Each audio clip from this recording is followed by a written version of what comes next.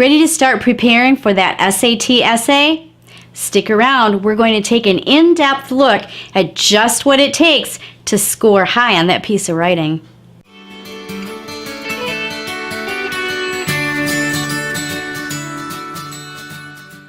First of all, you need to understand how your SAT score is going to look when you get those scores back.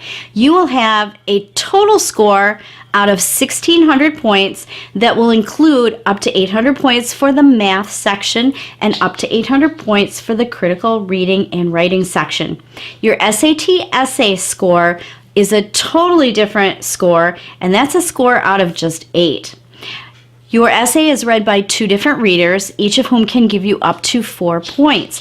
You want to be able to score 6, 7, or 8 total points on that essay. Now, each reader is going to be looking at 3 different aspects of your essay. The first aspect they're going to look at is how well you incorporated the reading of the resource you're given to base your essay on into the writing of your essay. How well were you able to use that information to help you form your thesis, to support your thesis, develop your thesis, and so on. That's the reading score part of the rubric for the SAT essay. There's another part of the rubric which is the analysis score. This is how well did you analyze the information that you were given so that you can incorporate it as evidence for your thesis and evidence for developing details and so on that support your claim in your essay. Thirdly, you'll be given a writing score. Now, the writing score is probably what you are most used to being scored on in your essays. This is how well was the essay organized, how well was it grammatically correct, and so on. Was there an intro? Was there a body? Was there a conclusion? All the different organizational aspects of your writing that would go into any good piece of writing. Now we're going to take a look at the specifics in each category that you'll be evaluated on the writing of your essay. First of all, here's a reading score guide. To get a score of 4 for the reading aspect of your SAT essay, your writing needs to demonstrate thorough comprehension of the source text. Your writing needs to show an understanding of the text central ideas and most important details and how they interrelate, demonstrating a comprehensive understanding of the text, and that is the text that you read as a resource to base your own essay on. Your writing should be free of errors of fact or interpretation with regard to that resource text, and your writing should make skillful use of textual evidence, quotations, paraphrases, or both. Here's a clue. Make sure you use at least one quotation and at least one paraphrase in your essay, demonstrating a complete understanding of the source text. Next, here's an analysis score guide. To get a score of 4, your writing needs to offer an insightful analysis of the source text and demonstrate a sophisticated understanding of the analytical task. Your writing should offer a thorough, well-considered evaluation of the author's use of evidence, reasoning, and/or stylistic and persuasive elements and or features of the student's own choosing. Whoa, that's a slippery slope. I would stay away from that one.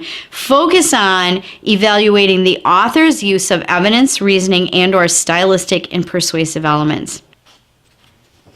Your writing should contain relevant, sufficient, strategically chosen support for the claim that's your thesis or the points that's your evidence made. And your writing should focus consistently on those features of the text, the resource text that is, that are most relevant to addressing the task being to prove your thesis. Now the writing score guide. To get a score of 4, your writing should be cohesive and demonstrate a highly effective use and command of language. It should include a precise central claim, that is your thesis statement. Without a very evident thesis statement, you are never going to even score a 2 or a 3, because without a thesis, basically your essay is nothing. We're going to take a really close look at how to develop a very effective thesis. Your writing should include a skillful introduction and conclusion. The response demonstrates a deliberate and highly effective progression of ideas both within paragraphs and throughout the essay. This is why you want to plan out pretty in-depth those body paragraphs before you start writing them, to make sure that you've got them going in the correct order and that you're using effective transitions. Your writing should have a wide variety of sentence structures. You want to have simple sentences, compound complex sentences, and they should rotate throughout your piece of writing.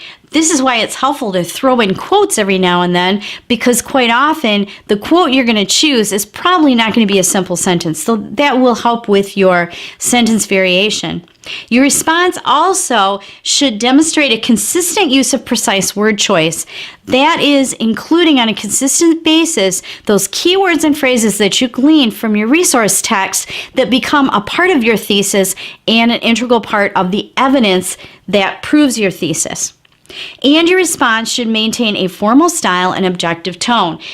By using third-person point of view, you're going to be well on your way to maintaining a formal tone and being objective in your writing. Your writing should also show a strong command of the conventions of standard written English, that is syntax, that is punctuation, and so on.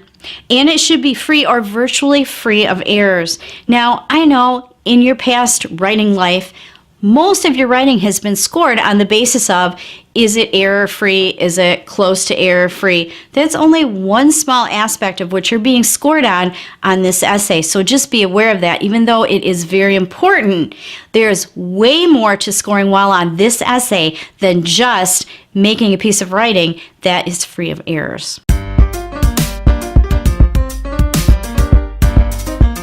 A big part of being successful on the SAT is already being familiar with the directions you're going to encounter on that test before test day. When you're doing this essay, you are going to receive an article that will probably be 2 full written pages.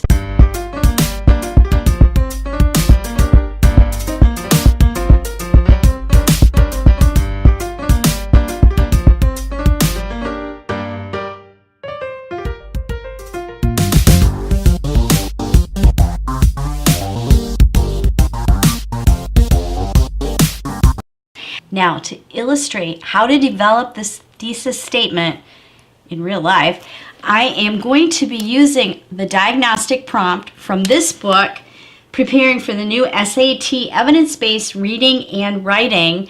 This is the book that I use with my students.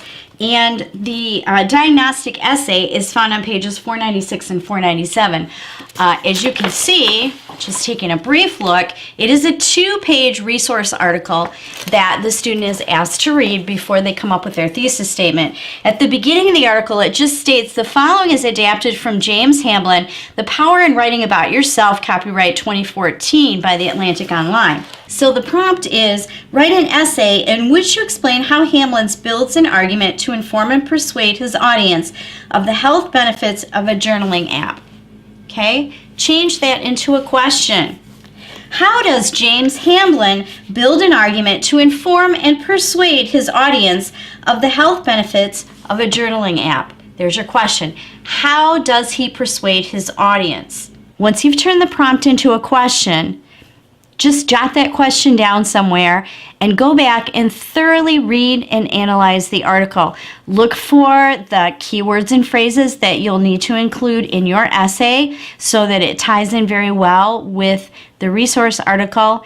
But basically just read it over and then approach that question again and start working on developing your thesis. You really won't be able to plan any more of your essay until you get that thesis statement all hashed out. And we're going to take a look at just how to do that next. Now, within the 50 minutes that you will be allotted to develop this SAT essay, you are going to need to read over the prompt, develop the question out of the prompt, read and analyze the source text, develop your thesis statement, and this will help with that, and then organize the rest of your essay and get it written. 50 minutes total. That's a lot. So if you go into it with some tools to help you, you are going to be able to proceed through it much more quickly and be able to finish it. Now, the first tool I gave you was turn the prompt into a question. The second tool I'm giving you is this thesis statement frame. You're going to want to commit this to memory because this will work no matter what kind of a thesis you're ever going to have to write. It starts out the author, or you could just use the author's name, James Hamlin in the case of this essay we're looking at. And then the next thing is the answer to that question you made out of the prompt. It's going to basically cover what he or she does and make the claim for you. Okay? And then you're going to either say by or in order to, and then you're going to tell the author's accomplishment. Okay? What were they trying to do? And what did they accomplish? Next, by evidence 1, evidence 2, evidence 3. And you're going to list these 3 pieces of evidence out here. Evidence 1, you'll develop with details and support in your first body paragraph. Evidence 2, you'll develop with details and support in your second body paragraph. And evidence 3, you'll develop and support in your fourth body paragraph. As you work at organizing the rest of your essay, what you'll be doing is coming up with at least 3 support ideas for each piece of evidence that you are presenting in these 3 different body paragraphs. Now, your evidence can be supported with facts, examples, reasoning, logos, and also stylistic or persuasive elements, and word choice, appeals to emotion, pathos, even ethos. But you're going to be using 3 supports at least for each piece of evidence. This is where you can also throw in your quotes and your paraphrases. Skillful writers don't just start their essay with their thesis statement. Now, I realize that the people who will be reading your SAT essay and evaluating it are going to be reading countless essays about the exact same topic. So I know, yes, of course, they already know what article you're talking about. They already know who the author is. They already know the premise of the article that you're basing your essay on. However, remember, you have to show them that you have read the material, analyzed the material, and used that material skillfully to come up with your thesis. So regardless of the fact that, yes, those readers know what you should be writing about, you still have to include that background information to get your paper started. So a very good way to start out your paper is to name the article that you're using as a resource, tell who the author is, and write 2, 3, 4 sentences explaining the gist of the article so that when you hit your reader with that thesis statement, they're not going to be surprised. I've developed a free handout that you can link to in the description below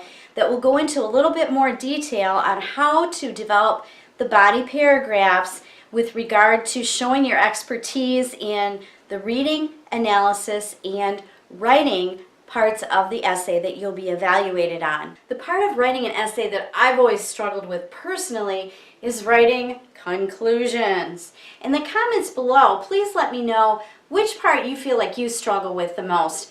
Introductions, body paragraphs, or conclusions. Here are some tangible ideas that you can use to develop the conclusion of your SAT essay.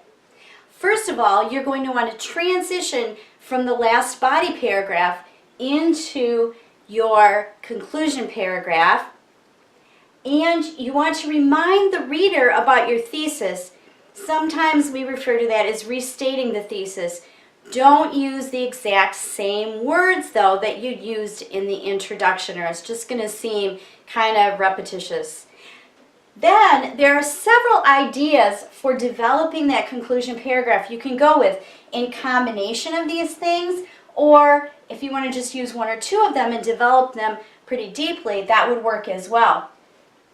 You might provide an application for the information you have developed through proving your thesis.